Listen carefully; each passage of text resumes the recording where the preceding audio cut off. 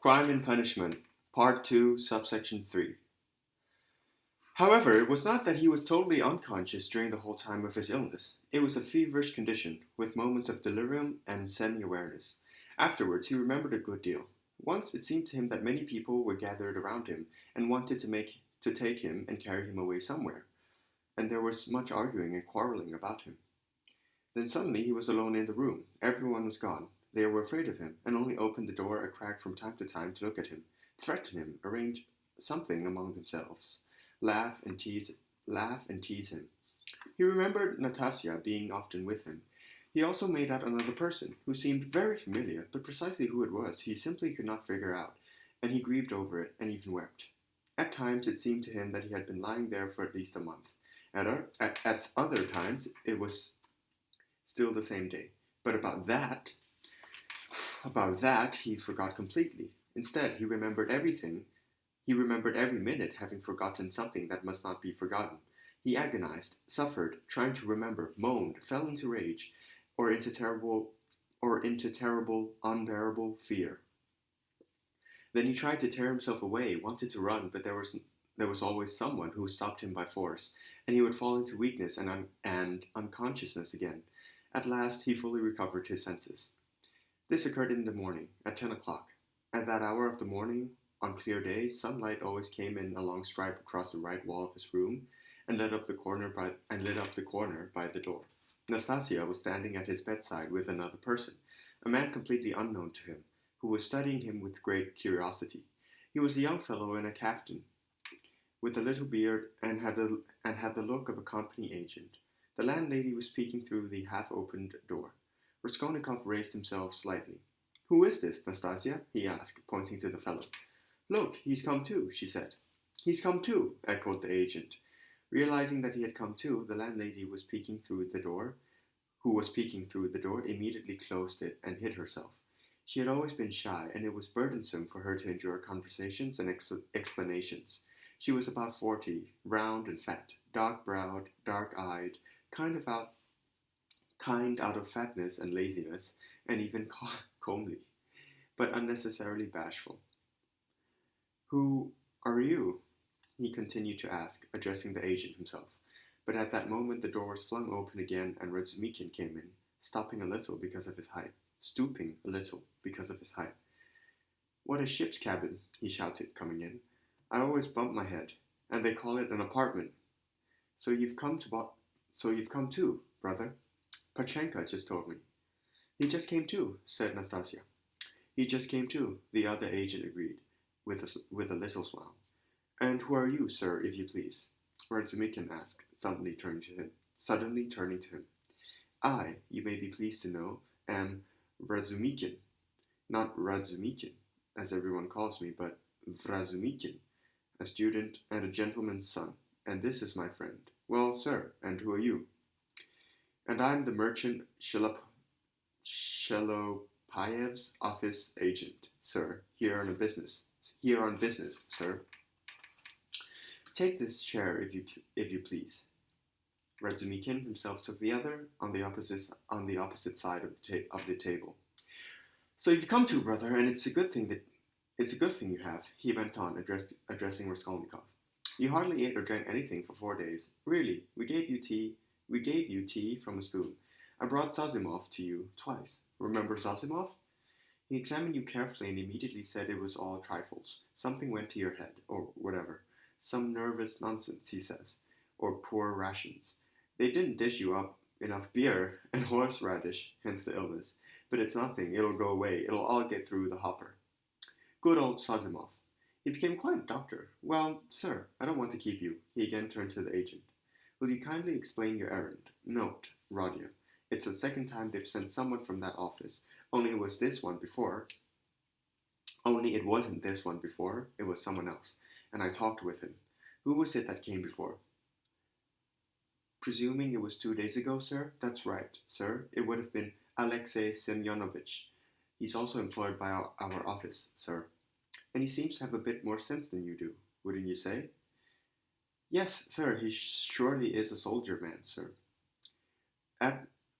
Admirable. Well, sir, go on. Now then, sir, there's an order come through... Now then, sir, there's an order come through our office by your mother's request through Afnasy Ivanovich Vakrushin, of whom I judge you have heard more than once. If you please, sir, the agent began, addressing Raskolnikov directly.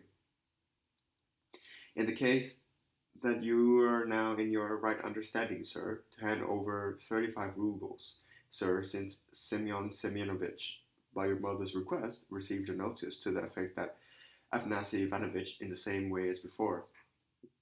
You do know him, if you please, sir. Yes, I remember Vakrushin, Raskolnikov said pensively. You hear? He knows the merchant Vakrushin, Razumikin exclaimed. Of course he's in his right understanding. As a matter of fact, I see now that you, too, are a man of sense. Well, sir, it's always pleasant to hear intelligent talk. That same man, sir, Vakrushin, Afnasy Ivanovich, by the request of your mamma, who already did once in the same way, through him, and he did not refuse this time either, sir. So the other day he sent notice from his parts to Semyon Semyonovich to give you 35 rubles, sir, in expectation of better things to come. That in expectation of better things to come came off better than anything else, though the part about your mamma wasn't too bad either. Well, what do you think? Is he of completely sound mind or not so completely, eh? I don't care, as for me, sir. Just go, just so as long as there's a little signature, sir. That he'll scribble for you. Have you got a book with you or something? A book, sir, right here. Hand it to me. Now, Radia, sit up. I'll support you. Scrawl your Raskolnikov for him. Take the pen, brother, because we want money now more than a bear wants molasses. No need, Raskolnikov said, pushing the pen away. No need for what? I won't sign. The devil, but we can't do without the signature. I don't need money. You don't need money? Well, brother, that is a lie. And I'll be your witness. Don't worry, please. He's just wandering again. By the way, the same thing happens to him when he's awake. You're a reasonable man and we can guide him. I mean simply guide his head and he'll sign. Guide his hand and he'll sign. Here we go. By the way, I can come back some other time, sir. No, why trouble yourself? You're a reasonable man. Come on, Radia. Don't keep your visitor. Look, he's waiting. And he seriously prepared to guide Raskolnikov's hand. No, don't. I'll do it myself, he said, and he took the pen and signed the book. The agent laid out the money and departed. Bravo! And now, brother, do you want something to eat? Yes, Raskolnikov answered. Have you got soup? From yesterday, answered Nastasia, who had been standing right there all the while. With potatoes and rice? With potatoes and rice. I know it by heart. Fetch your soup and some tea as well. So I will. Raskolnikov looked at everything with deep astonishment and dull, senseless fear. He decided to say nothing and wait for what would happen next. I don't seem delirious, he was thinking. This all seems real enough. In 2 minutes, Nastasia came back with the soup and announced that tea would follow shortly. The soup arrived with 2 spoons, 2 plates, and a whole setting, salt, pepper, mustard for the beef, and so forth, which had not happened in such proper order for a long time. The tablecloth was clean. It wouldn't be a bad idea, Nastayushka, if Praskovya Pavlovna dispatches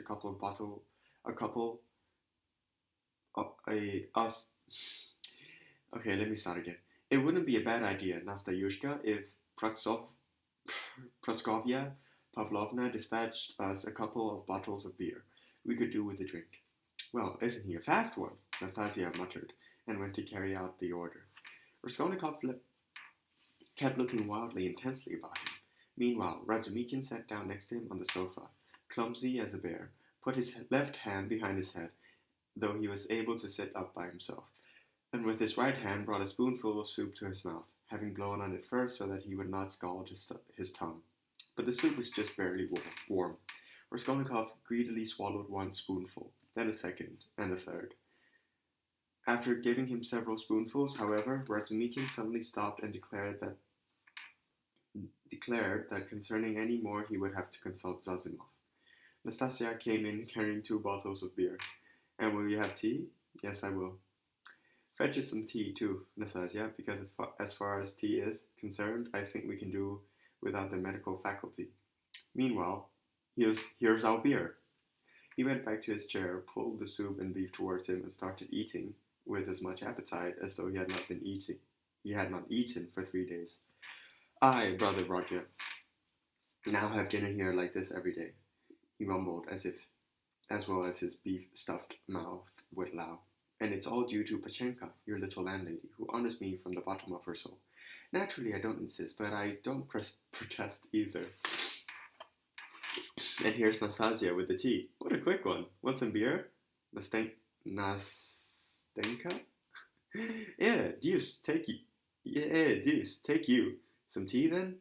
I wouldn't refuse. Pour some. Wait, I'll pour you some myself. Sit down at the table. I really like Ratsumikin. I think he's my favorite character." He set things out at once, poured her tea, poured another cup, abandoned his breakfast, and went and sat on the sofa again. He put his left hand behind the sick man's head as before, raised him up, and began giving him tea from a spoon, again blowing on each spoonful repeatedly and with a special zeal, as though it were this process of blowing that constituted the main and saving point for recovery. Raskolnikov was silent and did not resist, though he felt strong enough to raise himself and sit on the sofa without any external help, strong enough not only to hold the spoon or the cup, but perhaps even to walk. But from some strange, almost animal cunning, it suddenly occurred to him to conceal his strength for the time being, to lie low, to pretend, if necessary, that he had even not quite recovered his wits, and meanwhile to listen and learn what was going on there. However, he was unable to control his loathing. Having swallowed about 10 spoonfuls of tea, he suddenly freed his head, pushed the spoon away testily, and fell back on the pillow. Under his head there now indeed lay real pillows, down pillows, in clean pillowcases. This too he noticed and took into consideration. Pashenka must send us up some raspberry preserve today, to make a drink for him, Razumikin said, taking his chair again and going back to his soup and beer. "And where is she going to get raspberries for you?" Nastasia asked, holding the saucer on her 5 outspread fingertips and sucking tea from it through the sugar. "In the shop, my friend, that's where she'll get raspberries. You see, Radia, a whole story has gone on here in your absence. When you ran out on me in such a rascally fashion, without even telling me your address, I suddenly got so mad that I resolved to find you and punish you. I started out that same day. I walked and walked, asked and asked. This apartment, the present one, I forgot about. I never remembered it anyway, because I never knew about it. Well, and the previous one, I only remember that it was near the 5 Corners in Kharlamov's house. I searched and searched for this Kharlamov's house, and it turned out finally that it wasn't Kharlamov's house at all, but Buch's, B-U-C-H, apostrophe S. That's how sounds can confuse you. So I got angry and went the next day to try my luck at the address bureau. And what do you think? In 2 minutes they found you for me. They've got you registered." "Registered?" "Sure enough, but General Kobylev just refused to be found while I was there. Well, sir, it's a long story. Anyway, when I landed there, I immediately got to know about all your affairs. All of them, brother. And all of them, I know everything. The girl here saw it. Ilya Petrovich was pointed out to me. Nikodim Fomitch is my acquaintance now, and so is the caretaker. And Mr. Samyatov, Alexander Grigorovich, the clerk in the local office, and finally Pashenka, to crown it all. The girl here knows." "He sweet-talked her," Nastasia muttered, grinning mischievously. "Put that into your tea, Nastasia Nikiforovna. Go on, you dog." Nastasia suddenly cried and burst out laughing. "And I'm Petrovna, not Nikiforovna," she added suddenly, once she stopped laughing. "We shall cherish that fact, ma'am. And so, brother, to avoid being superfluous, I wanted to blast this whole place with electricity and wipe out all the prejudice in the local neighborhood at once. But Pashenka prevailed. I never have suspected she could be such a winsome little thing, eh, brother? What do you think?" Raskolnikov remained silent, though he never for a moment tore his anxious eyes from him, and now went on stubbornly staring at him. "Very much so, in fact," Razumikin continued, not in the least embarrassed by the silence, and as if agreeing with the answer he had received. and even quite alright in all respects. Ah, the beast! Nastasia cried out again. The conversation appeared, apparently affording her some inexplicable delight. Too bad you didn't know how to go about it from the very beginning, brother. That wasn't the right way with her. She is, so to speak, a most unexpected character. Well, her character can wait. Only, how did it come about, for instance, that she dared to stop sending you your dinner? Or that promissory note, for example. You must be crazy to go signing any promissory notes. Or that proposed marriage, for example, when the daughter, Natalia Yegorovna, was still alive. I know everything. However, I see I'm touching a sensitive chord and I'm an ass. Forgive me. Speaking of stupidity, incidentally, Praskovya Pavlovna is not at all as stupid as one might take her to be at first, eh, brother? Wouldn't you agree? Yes, Raskolnikov said through his teeth, looking away, but realizing that it was to his advantage to keep up the conversation. Isn't it the truth? Razumikin cried out, obviously happy to have received an answer. But not very intelligent either, eh? A totally unexpected character. I'm somewhat at a loss, brother. I assure you, she's got to be at least 40. She says 36, and she has every right to. By the way, I swear to you that I'm judging her only mentally, by metaphysics alone. She and I have got such an emblem, EMBLEM, started here. You can forget about your algebra. I don't understand a thing. Well, it's all nonsense. Only seeing that you were no longer a student, that you had lost your lessons and your outfit, and that after the girl's death, there was no point in keeping you on a family footing. She suddenly got scared, and since you, for your part, hid yourself in a corner and wouldn't maintain things as before, she got a notion to chase you out of the apartment, and she's been nursing that intention for a long time. But then she would have been sorry to lose this promissory note. Besides, you yourself kept assuring her that your mother would pay. It was my own baseness that made me say that. My mother is nearly a beggar herself, and I was lying so as to be kept on this apartment and be fed. Raskolnikov uttered loudly and distinctly. Well, that was only reasonable, but the whole catch was that Mr. Chebarov, court councillor and a man of business, turned up just at that moment. Pashenka would never have thought of anything without him. She's too bashful. Well, but for a man of business is not bashful, and he naturally asked her straight off, is there any hope that this little note can be realized? Answer, there is, because there's this Mama, who will help Rodya out with her 125 ruble pension, even if she must go without eating herself. And there's this dear sister who would sell herself into slavery for her dear brother. And he started from there. Why are you fidgeting? I found out all of your innermost secrets now, brother. It was not for nothing that you opened your heart to Pashenka while you were still on a family footing with her, and I'm saying it out of love now. That's just the point. An honest and sensitive man opens his heart, and the man of business listens and goes on eating, and then he eats you up. So, she let Chebarov have this little note, supposedly as payment, and he, feeling no shame, went and made a formal claim on it. When I found all that out, I wanted to give him a blast too, just for conscience' sake. But around that time, Pashenka and I got our harmony going, so I called a halt to the whole business. I mean, at its very source, by vouching that you would pay. I vouch for you, brother, do you hear? We went to Chebarov, stuck 10 bills in his teeth, got the paper back, and here, I have the honor of presenting it to you. Your word is good now, so here, take it. I've even torn it a little, the way it's officially done.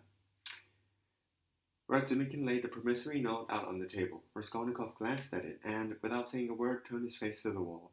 Even Razumikin winced. I see, brother, he said after a moment, that I have made a fool of myself again. I hoped to distract you and amuse you with my babbling, but it seems I've just stirred your bile. Was it you I didn't recognize in my delirium? Raskolnikov asked, also after a moment's pause and without turning back again. It was me, and you even got into a frenzy then, especially the time I brought Zamyotov. Zamyotov, the clerk? What for? Raskolnikov quickly turned and fixed his eyes on Razumikin. But what's wrong with... Why be so worried? He wanted to make your acquaintance. He wanted it himself, because I talked about you a lot with him.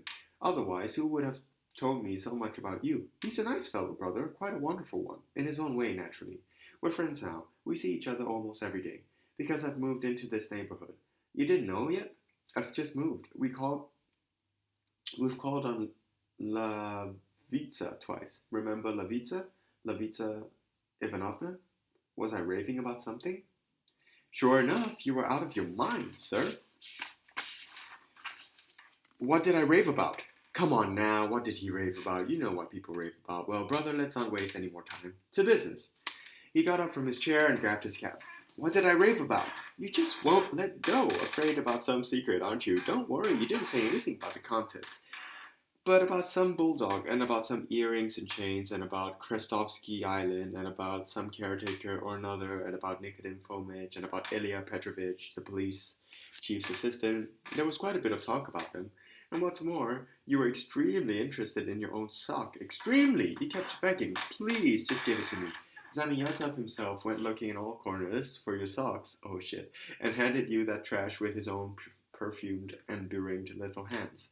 Only then did you calm down, and you went on clutching that trash in your hands day and night. You wouldn't part with it. It was probably still lying somewhere under your blanket.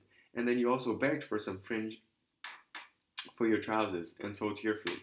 We tried to get you to say what sort of fringe it was, but we couldn't make anything out.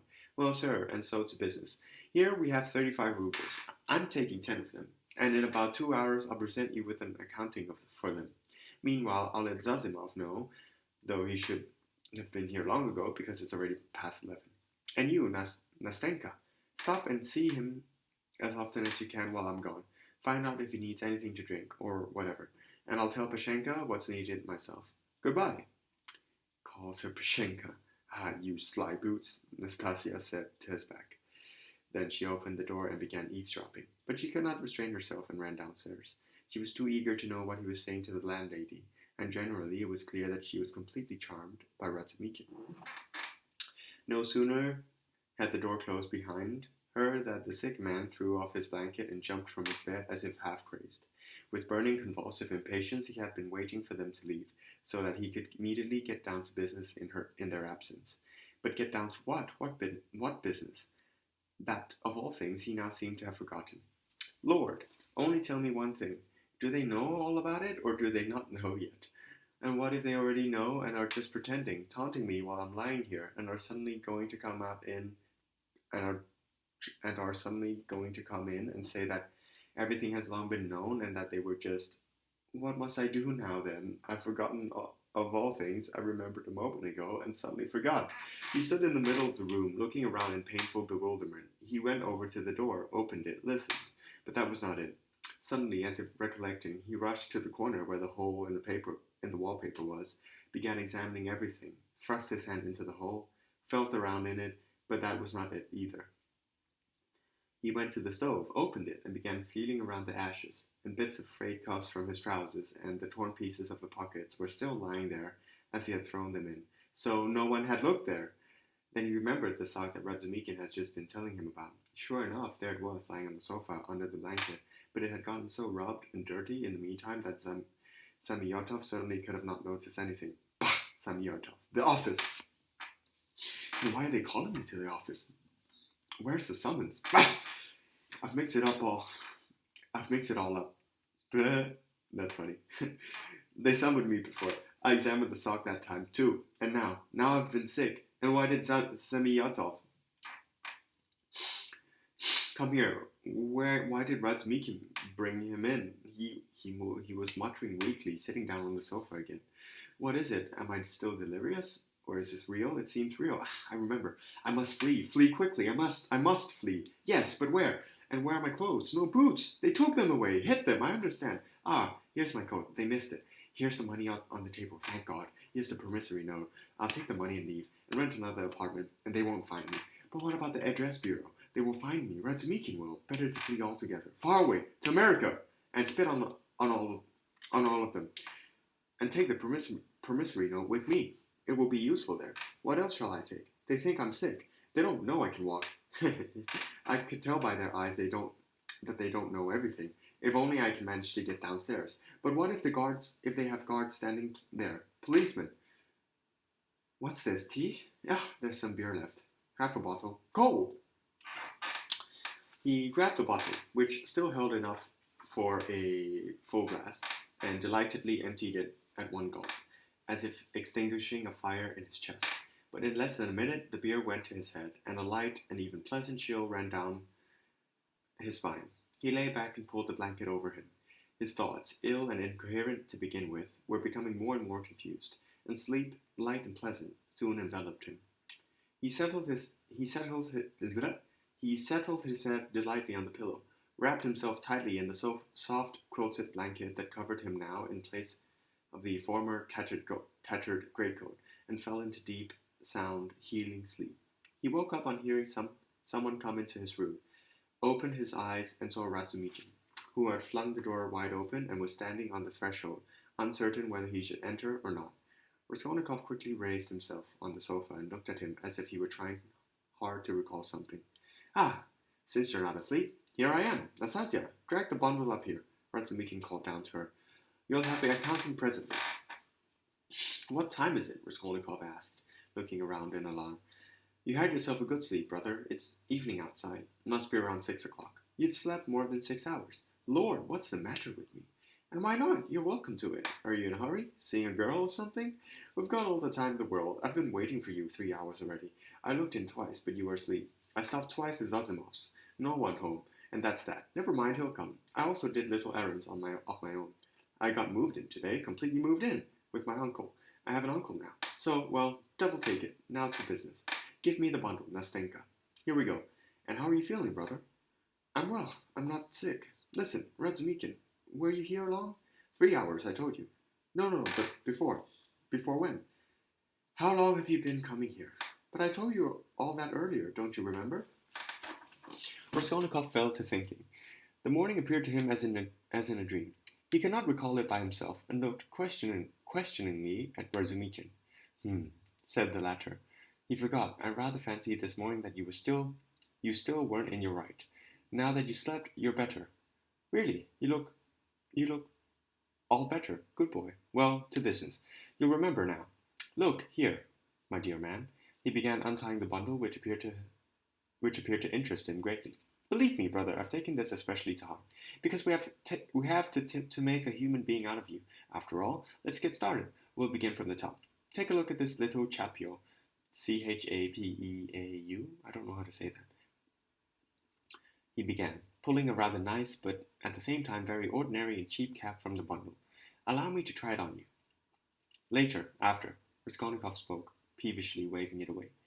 No, brother Rodya, don't resist. Later will be too late. Besides, I won't be able to sleep all night, because I bought it without any measurement, at a guess."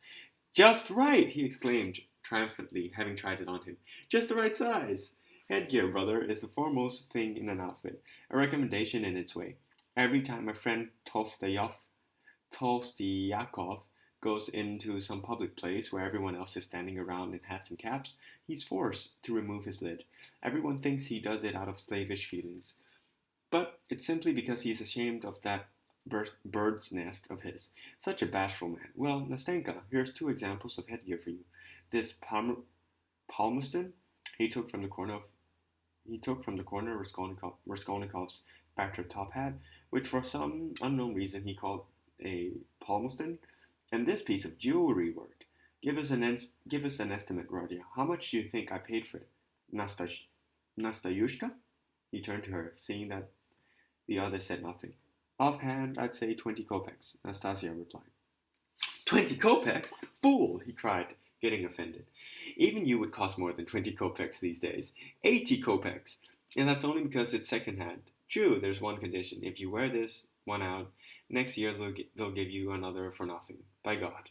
Well, sir, now let's start on the United Pants of America, as we used to call them in school. I warn you, I'm proud of them." And he displayed before Raskolnikov a pair of gray trousers made of lightweight summer wool. Not a hole, not a spot, and though they've sinned somewhere, they're quite acceptable, and there's a matching waistcoat, the same color, as fashion dictates. And the truth is they're even better second-handed, softer, tenderer. You see, Rodya, to make a career in the world, it's enough, in my opinion, if you always observe the season. Don't ask for asparagus in January, and you'll have a few more bills in your purse. The same goes for this purchase. The season now is summer, so I made a summer purchase. because by fall the season will call for warmer material anyway, and you'll have to throw these out. More particularly because by then they'll have had time to fall apart anyway, if not from increased luxury, then from inner disarray. So give me your estimate. How much do you think? 2 rubles, 25 kopecks? And remember again, with the same condition. You wear these out. Next year you get another pair free. At Fediaev's shop, they don't do business any other way.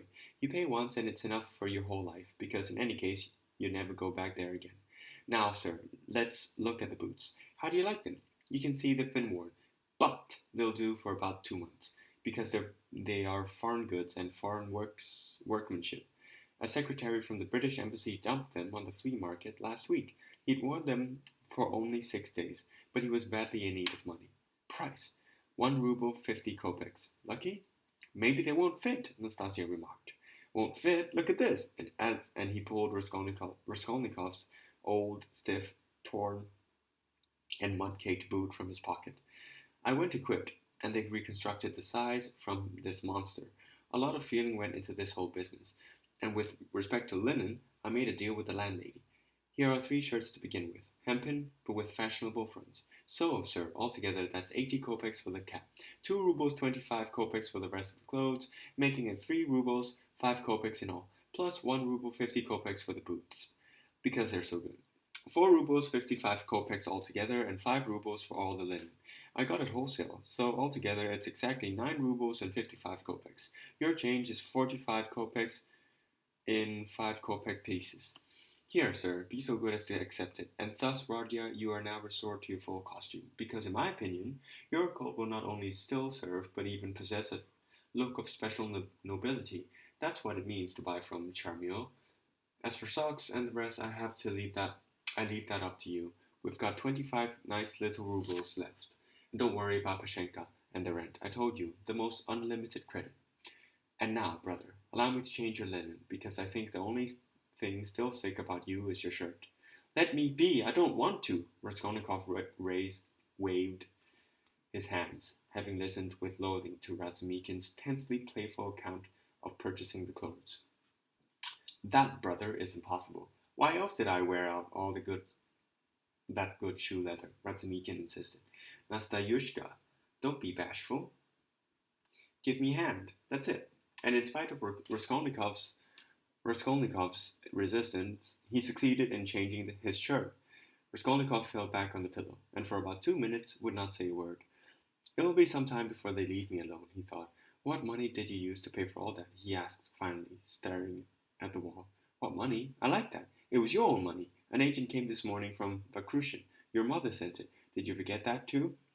I remember, Raskolnikov said, after a long and sudden reflection. Frowning, Razumikin kept glancing at him worriedly. The door opened, and a tall, heavy-set man came in, whose appearance also seemed already somewhat familiar to Raskolnikov. Zazimov! At last! Razumikin cried out with delight.